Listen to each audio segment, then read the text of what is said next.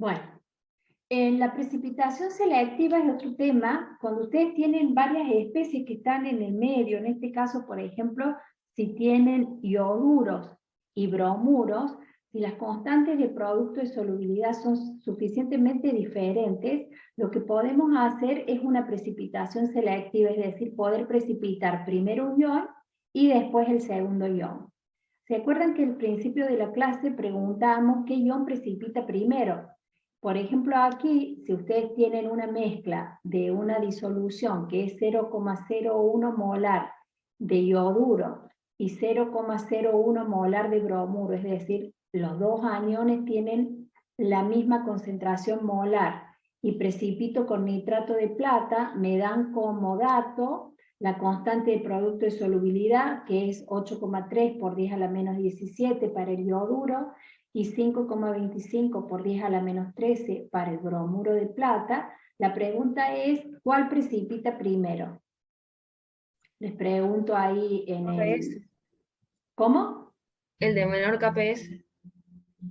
Sí, tengan cuidado con eso, porque esto es lo que les dije al inicio de la clase. Es cierto para este caso, porque las dos concentraciones de los dos halogenuros es la misma. En el caso que, fíjense, lo que deberíamos hacer es calcular, haciéndolo como en general, ¿no es cierto? Calcular la concentración de catión plata que yo necesito para que precipite el ioduro o el bromuro. Entonces, ¿cómo lo calculo? Como el KPS dividido la concentración del halogenuro. En este caso, que los dos tienen la misma concentración, la concentración de plata para que precipite el ioduro de plata es 8,3 por 10 a la menos 15, y que para la que precipite el bromuro de plata es 5,25 por 10 a la menos 11. Entonces, esto sería la forma correcta para no equivocarse, para definir cuál es la especie que precipita primero. Entonces acá lo que veo, porque puede ser que, por ejemplo, tengamos una situación que estas concentraciones no sean iguales. Entonces, el que necesite menor concentración de catión plata va a ser el que va a precipitar primero. Bueno, en este ejemplo, precipita primero el ioduro de plata porque necesita 8,3 por 10 a la menos 15. ¿Cómo hacemos para construir esta curva de titulación, que es una titulación selectiva, porque yo puedo precipitar primero un ion y después a continuación el segundo? En este caso va a precipitar primero el ioduro de plata. La transparencia que sigue.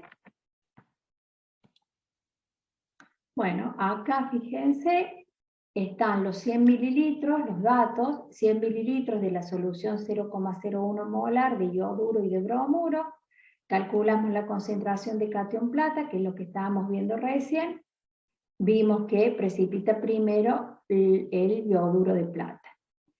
Entonces va a empezar a precipitar el ioduro y el bromuro no va a precipitar hasta que no se complete la precipitación del primer ion.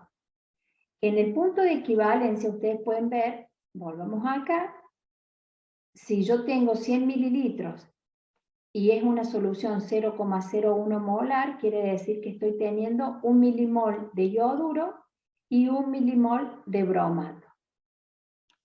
¿Con qué estoy valorando? Con una solución de nitrato de plata que es de la misma concentración de ioduro que de catión, de ioduro que de bromuro.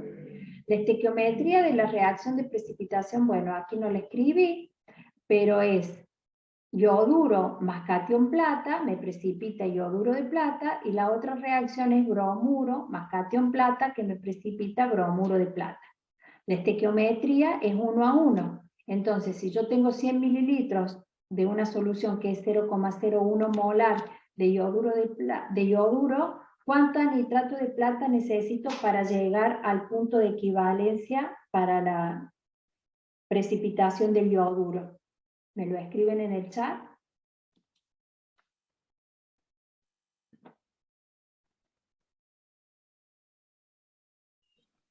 Profe, si la del ioduro fuera independiente, dice.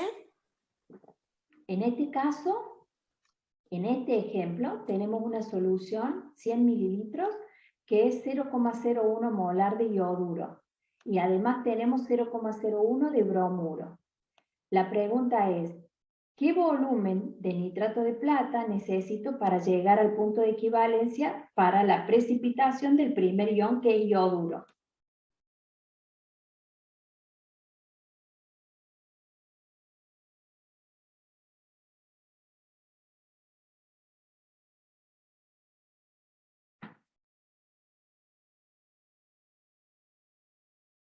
Los que están contestando en el chat está correcto lo que dicen, pero me gustaría que el resto, bueno, o escriba en el chat o diga si lo está entendiendo, qué volumen necesito de nitrato de plata. Fíjense si el nitrato de plata tiene la misma molaridad que del ioduro. Si la estequiometría, como les dije, es 1 a 1, si yo tengo 100 mililitros de una mezcla que tiene 0,01 molar de ioduro, tengo 1 milimol. Voy a necesitar 1 milimol de nitrato de plata. Ese milimol de nitrato de plata va a ser la molaridad, 0,01, dividido el volumen. Ese volumen me va a dar 100. Entonces el punto de equivalencia, bueno, acá lo tienen, el primer punto de equivalencia lo voy a tener en 100 mililitros. Ahí se va a completar la reacción de precipitación del ioduro como el catión plata. Y el segundo punto de equivalencia lo voy a tener en 200. O sea, 100 mililitros voy a usar para precipitar el ioduro y luego otros 100 mililitros más para precipitar el bromuro de plata. La pregunta es, ¿cómo calculamos el punto de equivalencia aquí en este punto donde yo estoy teniendo, nosotros lo que vimos, la raíz cuadrada del KPS es para cuando teníamos el anión solo. En este caso tengo dos especies. ¿Cómo calculo el punto de equivalencia? Entonces, ese punto de equivalencia, que ya sabemos que se obtiene, o lo voy a tener a 100 mililitros, lo voy a poder calcular haciendo una relación de los KPS entre el ioduro de plata y el bromuro de plata. Hago la relación de KPS entre los dos, es igual a la concentración de ioduro por la concentración de catión plata. Estas concentraciones son, después de haber agregado los 100 mililitros, es decir, para 200 mililitros de solución. Aquí, como estas especies están en equilibrio, la concentración de catión plata en solución es la misma, entonces yo de aquí puedo calcular cuál es la concentración de ioduro que no precipita, que me quede en solución, después que agregue 100 mililitros de nitrato de plata. El bromuro todavía no comienza a precipitar, porque todavía no se pasó su constante de producto de solubilidad, entonces yo tengo que recalcular esta concentración de bromuro que tengo en solución después que agregue los 100 mililitros de nitrato de plata. ¿Cómo los calculo? ¿Cuántos milimoles de bromuro tengo? Los 100 mililitros inicial que tenía de la mezcla por la concentración de bromuro, que era 0,01, que esto yo les digo que es 1 milimol. ¿En qué volumen lo tengo? En los 100 mililitros iniciales de la muestra, más los 100 mililitros de nitrato de plata que agregue, que eso hace 200 mililitros de solución, que es el denominador.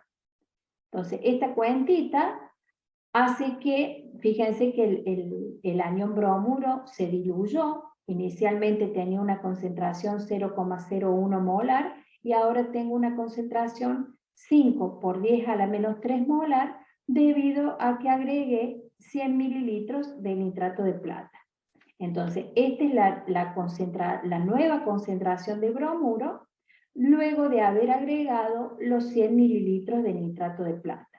Entonces, Profe, ¿sí? ¿cómo sabemos que tenemos que agregar 100 mililitros de nitrato de plata? Es lo que les pregunté en el chat. Si vos tenés 100 mililitros de una solución que tenés 0,01 molar de ioduro y 0,01 molar de bromuro, lo primero que vimos es cuál precipita primero. Vimos que precipitaba primero el ioduro de plata. Entonces, ¿Cuándo se completa la reacción entre el yoduro y el catión plata? Si yo tengo 1 milimol de yoduro, necesito agregar 1 milimol de nitrato de plata. Como el nitrato de plata tiene la misma concentración que el yoduro, ¿sí? O sea, o tenés que calcular, los milimoles de yoduro van a ser 100 por 0,01, te va a dar 1 milimol. ¿Cuándo vas a llegar al punto de equivalencia? Cuando agregues 1 milimol de nitrato de plata. ¿De dónde proviene el nitrato de plata? De la solución que es 0,01 molar. Entonces, 1 milimol de nitrato de plata va a ser igual al volumen de nitrato de plata que necesite agregar por la molaridad del nitrato de plata, que es 0,01. Entonces, 1 milimol dividido 0,01 te da 100 mililitros, que es este punto de la curva de titulación, que yo ya hice cuál es el volumen que necesito para llegar al punto de equivalencia. Bien, bien, entendí. Gracias. Bien, entonces si yo ya sé que el punto de equivalencia está en 100 mililitros, ¿cómo hago para calcular la concentración de catión plata? Porque fíjense que acá lo que estoy graficando es el menos logaritmo, la P significa menos logaritmo, el menos logaritmo de la concentración de catión plata. En el punto de equivalencia tengo que calcular cuál es la concentración de catión plata.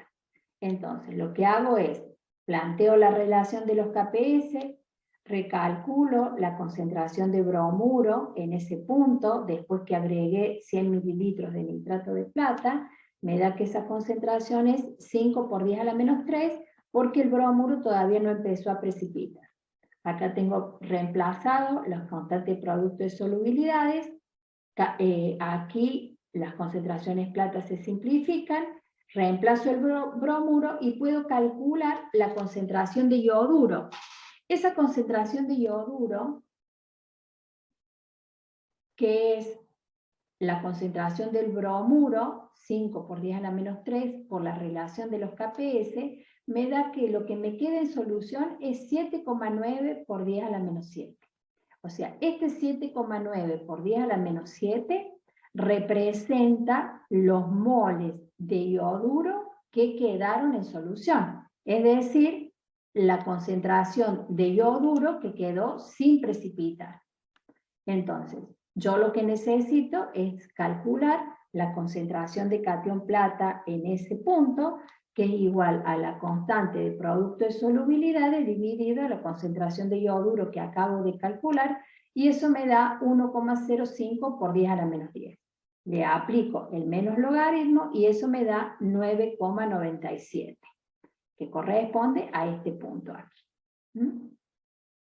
El P del punto de equivalencia, cuando ya precipitó el yoduro de plata, es 9,97 o 9,98. Sigo agregando nitrato de plata y lo que va a hacer es comenzar a precipitar el bromuro. Entonces, después de que precipitó todo el yoduro de plata, lo que hago a continuación es tratar la curva de titulación como si el bromuro estuviera solo. En las situaciones problemáticas nos podemos preguntar cuál es el porcentaje de yoduro que precipitó. Entonces, fíjense aquí, está calculado los 100 mililitros de la solución por la molaridad del yoduro, menos cuánto quedó en solución. 7,9 por 10 a la menos 7. ¿En qué volumen están? En 200 mililitros de solución. Lo divido por los moles de yoduro inicial que tenía, que es 100 por 0,01, fíjense que ha precipitado el 99,99% de yoduro. ¿Alguna duda hasta ahí?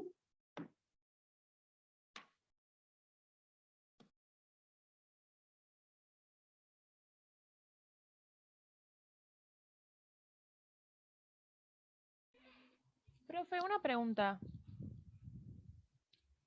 ¿Sí? Cuando hacemos el punto de equivalencia, que estamos poniendo la concentración de yoduro, ¿sería el yoduro que precipitó? Porque después lo volvemos a calcular más abajo. No, este me decís acá. Sí, ese. Ese yoduro acordate que la constante de producto de solubilidades es el producto de las especies que están en solución. O sea, este yoduro es el yoduro que quedó en solución. Mira, lo tenés escrito acá. El yoduro que queda en solución es 7,9 por 10 a la menos 7. Vos partiste de una solución que era 0,01 molar. Y después de la precipitación con nitrato de plata, lo que te queda en solución es del orden de 10 a la menos 7. Por eso, este valor representa el yoduro que quedó en solución. Si Claro, ese yoduro, digamos, no precipita nunca, queda en solución. no, claro, porque Bien. fíjate que es mínimo, ¿no? Porque Sí, sí, sí, fíjate sí. acá, cuando haces la cuenta, el 99,99 te precipitó, pero nunca va a ser cero, porque vos tenés acá una constante de producto de solubilidad, que si esto fuera cero, esto te queda indefinido. Claro, es como que algo siempre se disuelve, por así decirlo. Siempre algo queda en solución. Claro, o sea, después de la precipitación, como si hubiera un equilibrio y algo se redisuelve. ¿Eso querés decir? Sí, profe, yo lo entendí. Bien, bien. O sea, nunca te va a quedar cero. Nunca, porque siempre tiene, sea una precipitación simple o una precipitación fraccionada, como en este caso, nunca te va a quedar nada en solución. Siempre va a quedar una fracción, porque siempre tiene que satisfacer la constante de producto de solubilidades. Bueno, para 200 mililitros, que sería el otro punto de equivalencia, o sea, 100 mililitros gasto para precipitar el yoduro y otros 100 mililitros para precipitar el bromuro. El otro punto de equivalencia lo voy a tratar como si el yoduro no estuviera, entonces el producto de constante producto de solubilidad es igual a la concentración de bromuro por la concentración de catión plata. En el punto de equivalencia esas dos concentraciones son iguales, entonces la concentración de catión plata va a ser igual a la raíz cuadrada del KPS y eso nos da un pH de 6,13. El bromuro que quede en solución es 7,2 por 10 a la menos 7. Si aplicamos lo mismo que vimos recién para ver cuánto bromuro precipitó, fíjense que precipita el 99,98. Entonces pudimos calcular el primer punto de equivalencia y el segundo punto de equivalencia donde el pH vale 6,13. ¿Alguna duda?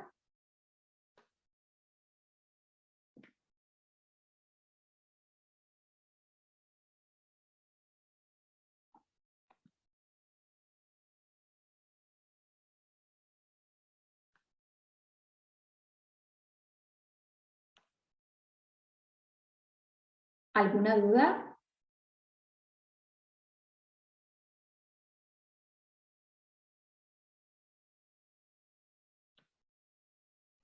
No, profe. Bueno. Vamos al último método, el método de Fajan, que utiliza un indicador de absorción.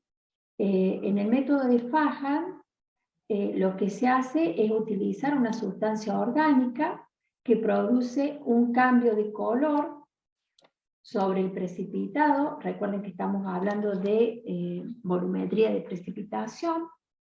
Y vamos a ver cómo funciona este indicador de absorción. ¿Se acuerdan en la unidad anterior? Habíamos visto que los precipitados, sobre todo los que son coloidales, tenían una primera capa de absorción que hacían que esta partícula estuviera cargada y después teníamos una segunda capa de un contraión. A Fajan se le ocurrió emplear un indicador que tuviera carga de tal forma que aprovechando la carga de estas partículas cargadas en la valoración se pudieran absorber sobre el precipitado. Por ejemplo aquí, si nosotros estamos determinando cloruro y lo estamos precipitando con nitrato de plata, el precipitado que se va a formar es cloruro de plata. Antes del punto de equivalencia, ¿sí? Yo en la bureta, en el Hermes voy a tener el cloruro y en la bureta voy a tener el nitrato de plata. Voy a empezar a agregar lentamente nitrato de plata. Al tener un exceso de cloruro en el Erlenmeyer, porque todavía no llegué al punto de equivalencia, sobre esta partícula de cloruro de plata se van a absorber los aniones cloruro y le van a dar a esa partícula una carga negativa. Después que pase el punto de equivalencia, ¿sí? Voy a tener exceso de catión plata, entonces lo que va a tener la partícula es una carga positiva, o sea que antes del punto de equivalencia, esa partícula va a estar cargada negativamente debido a la absorción de los aniones cloruro en la capa primaria de absorción. Después del punto de equivalencia, lo que se va a absorber es el catión plata que esté en exceso, entonces voy a tener una concentración de cationes plata que le van a dar una carga positiva a la partícula. Esos indicadores de absorción de que estábamos hablando son compuestos orgánicos, que generalmente son compuestos que tienen alguna característica ácida. Si esas especies están, acá está identificado como indicador, si ese indicador es un indicador aniónico, es decir, si está disociado, y está disociado como un anión, antes del punto de equivalencia, esa especie no va a poder interaccionar aquí porque no se va a poder absorber, porque va a estar preferencialmente absorbido el cloruro. Cuando la partícula cambia de carga, ese indicador se absorbe, está en la capa secundaria, y lo que hace es generar absorberse sobre ese precipitado, y le imprimen un color a la solución. Bueno, acá dice el catión plata está en exceso. Bueno, el indicador puede entonces ser atraído a la superficie. Esto es un fenómeno de absorción y es reversible. Si yo en esta situación agrego cloruro al medio, ¿sí? Lo que va a pasar es que si el cloruro está en exceso, esto va a volver a esta situación y el indicador se va a desorber y va a pasar a estar formando parte de la solución. Bueno, fíjense aquí, está explicado nuevamente. Antes del punto de equivalencia tenemos exceso de aniones cloruro, la partícula va a estar cargada positivamente, entonces ese indicador, por ejemplo aquí, la fluoresceína, se disocia como anión fluorescinato, entonces no va a tener posibilidades de absorberse sobre la partícula cargada. Recién cuando tengamos exceso de catión plata, ese anión fluorescinato se va a absorber sobre el precipitado y el precipitado va a tener un color rosa pálido. Fíjense acá, creo que les agregué unas figuras. Bueno, fíjense aquí. Antes del punto de equivalencia, ¿no es cierto? Acá tendríamos el cloruro en solución con la fluoresceína, que es un indicador aniónico. Acá hay que controlar el pH del medio para que el indicador esté disociado, ¿no es cierto? Acá lo tendríamos como anión fluorescinato. A medida que vamos agregando nitrato de plata, fíjense que aparece esta turbidez dado por el cloruro de plata, que se va formando, que es un precipitado blanco, y cuando cuando alcance el punto de equivalencia y agrego unas gotas más de nitrato de plata, las partículas quedan cargadas positivamente, entonces el anión fluorescinato se absorbe sobre el precipitado y aparece esta coloración rosa. En este caso, bueno, fíjense que no es el material más apropiado para hacer esta determinación, es un vaso de precipitado, simplemente esta figura es para que ustedes lo puedan observar. En la figura que está abajo, aquí sí estamos utilizando un Erlenmeyer y ahí se ve la bureta para utilizar, para determinar el volumen de nitrato de plata en el cual hemos alcanzado el punto final. ¿Se entendió cómo funcionan? Esto es un equilibrio reversible. Si yo aquí, por ejemplo, en esta condición, le agrego el analito, voy a tener exceso de analito y voy a volver a esta situación del color verde inicial de la fluoresceína disociada, sin estar absorbido sobre el precipitado. Profe, ¿Sí? ¿el pH del medio es ácido? Miren, justamente ahora vamos a ver eso. Es importante controlar el pH del medio. Hay distintos indicadores de absorción, fíjense, bueno, distintos, son 3.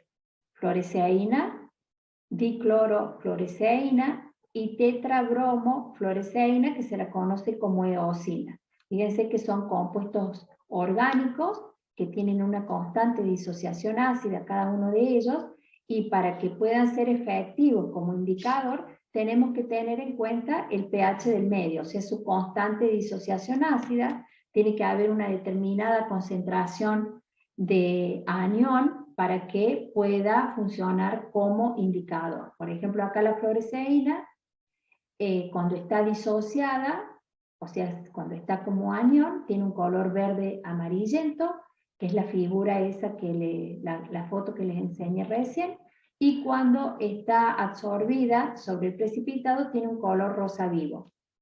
Aquí tienen el pH en el cual se tiene que trabajar tiene que ser mayor que 7, pero menor que 8. Si el pH es muy ácido, lo que va a pasar es que no, vamos a tener muy poca concentración de anión fluorescinato, porque va a estar todo protonado, entonces no vamos a poder observar el cambio, o sea, no se va a poder absorber porque va a haber muy poca concentración de fluorescinato en el medio. Entonces, justamente esa pregunta que ustedes me hicieron, fíjense que cada indicador tiene un pH de trabajo. Si yo necesito trabajar a un pH más ácido, en vez de usar la fluoresceína, voy a utilizar, por ejemplo, la eosina, que puedo llegar hasta un pH de 2. Bueno, estos son indicadores aniónicos, pero también existen indicadores catiónicos, como sería la rodomina 6G. Ahí tienen la estructura y ahí tienen las condiciones en las que se puede utilizar y el viraje que observaría. Bueno, para que estos indicadores sean útiles, porque fíjense que son indicadores de absorción, es necesario que ese precipitado que se va formando tenga alta área superficial. Eso es debido porque justamente es como si fuera el agente activo, fuera la superficie de ese precipitado. Le decimos la especie activa porque justamente el indicador se absorbe sobre la superficie de ese precipitado. Entonces necesito mantener elevada la superficie del precipitado para que el indicador se absorba. Entonces eso lo logro con una agitación continua, o sea, continuamente agitando el precipitado para que esté en suspensión, y también puedo hacer aumentar la superficie de ese precipitado utilizando un coloide, que es como un coloide protector, que lo que hace es mantener el precipitado disperso.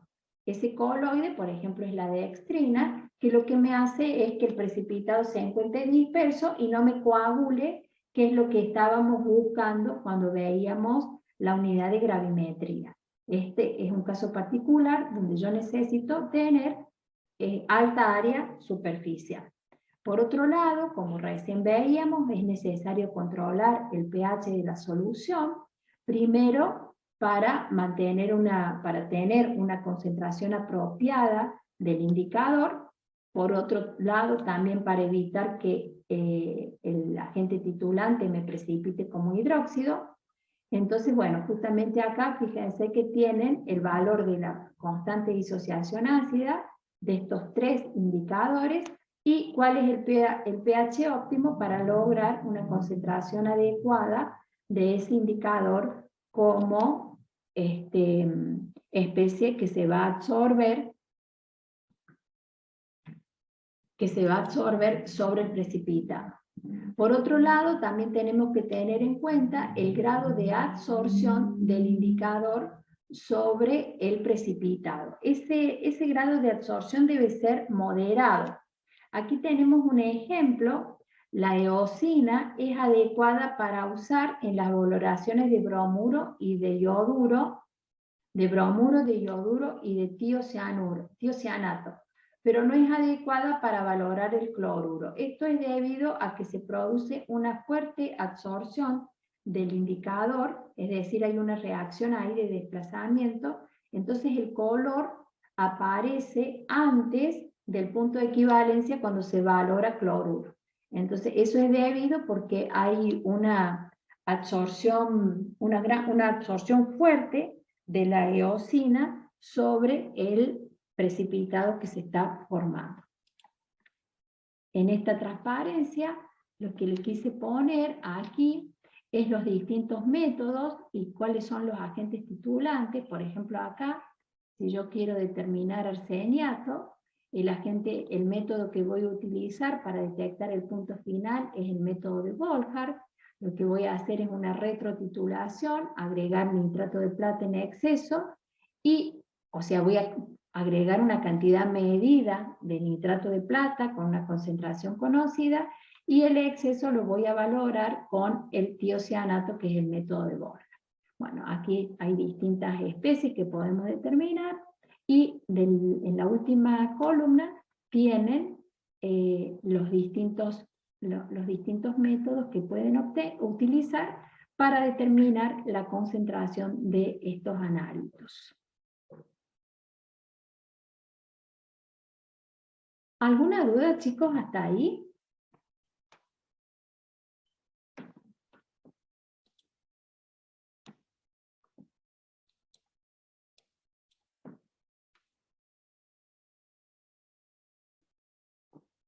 ¿Alguna duda hasta acá? No, profe, continúe. Muy bien. Bueno, el último método era un método instrumental. Esta parte se los cuento nada más que como para que ustedes sepan que hay otras maneras de detectar el punto final. Los métodos instrumentales son métodos que son mucho más exactos que los métodos químicos, que sería la utilización de los indicadores químicos.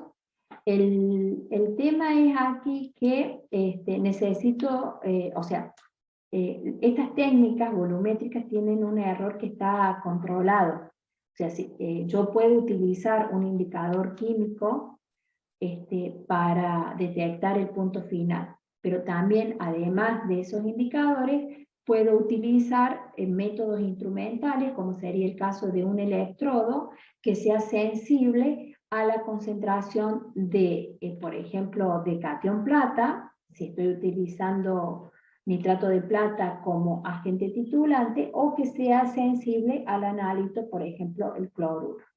Este es un electrodo selectivo a catión plata, pero también este electrodo es selectivo es sensible a la concentración del cloruro. Si yo pongo un electrodo, lo que voy a hacer, lo que dice acá, al utilizar ese electrodo que es selectivo en iones, voy a poder determinar con mucho más exactitud el cambio del potencial que me marque ese electrodo, y voy a poder determinar el punto de equivalencia, digamos, con exactitud. En este caso, si yo utilizo un electrodo, lo que estoy haciendo es de encontrar el punto de equivalencia. Esto es a modo de informativo, ¿no? Porque la parte instrumental no entra en el programa de química analítica.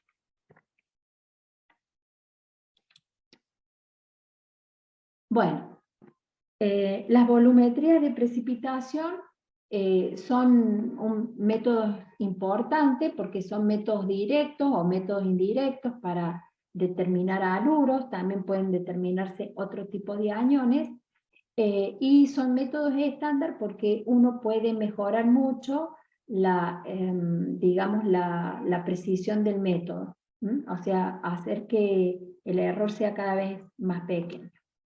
Bueno, con esto terminaríamos la unidad de volumetría de precipitación. Yo les he dejado, no sé si lo vieron, tienen 5 ejercicios, creo que son 6.